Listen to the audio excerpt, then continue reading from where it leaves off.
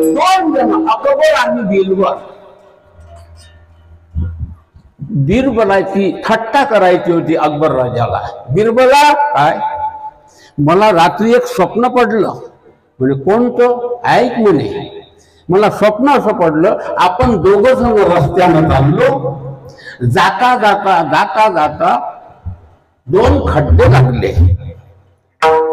एका खड्ड्यात तू पडला म्हणे, एका खड्ड्यात मी पडलो. स्वप्नात बघा. आता काय झालं बिरबला, तू ज्या खड्ड्यात पडला तो संडासातला माल होता त्याच्यात, तू त्याच्यात पडला.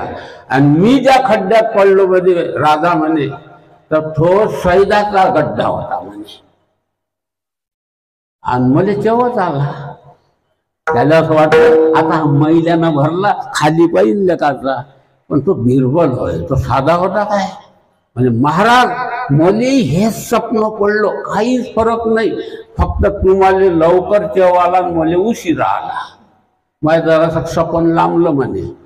माझं स्वप्न आहे का म्हणे, राजेसाहेब तुम्ही आणि मी रस्त्याने चाललो म्हणे. बरोबर आहे. जाता जाता दोन खड्डे लागले म्हणे, माझ्यासारखं झालं. मग एका खड्ड्यात तुम्ही पडले, दुसऱ्या खड्ड्यात मी पडलो. बरोबर आहे. मी मैलाच्या खड्ड्यात पडलो, तुम्ही सैलाच्या खड्ड्यात पडले. बरोबर आहे. मग आपण दोघंही वर आलो म्हणे, आणि तुम्ही मले चाटून राहिले होते, मी तुम्हाला चाटून राहिलो होतो. ज्याला कळलं असेल त्याला धन्यवाद, नाही तर उद्या जेवायला चालले जा. तुम्ही कोण्या खड्ड्यात पडले याला महत्व नाही, हे जिबली, हे मन कशाचा रस टाकते याला महत्व आहे. तुम्ही इंजिनियर असाल, या खड्ड्यात पडले असेल तरी परमार्थ तुम्हाला अडवत नाही. इंजिनियर होऊन परमार्थ करता येते. इंजिनियर रूपी खड्ड्यात जरी असले तरी तुमचं मन कशाचा आस्वाद घेते याला महत्व आहे सज्जन. तुम्ही मास्टर असाल, काहीही धोका नाही.